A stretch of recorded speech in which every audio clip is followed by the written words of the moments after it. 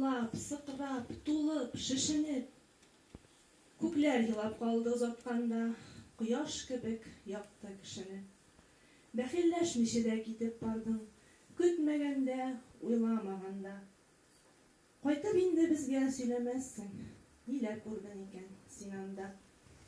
Җәйге җил китергән кайгы өне тетрәндерде зират ташларын. Чаң башларын җиргә иеп каршылады авылдашларың. Бүлмәдәге урындыгың үкси, кулларыңны куйган өстәлең. Сабыйларның сәдә күңеленә күпме орлыклы хис, төс өстәдең. Рәссам идең, моңлы җырчы идең, һәм шагыйрь дә идең, и туган. Ник гомерең кояш иртә ауды, талант кыясында утырган.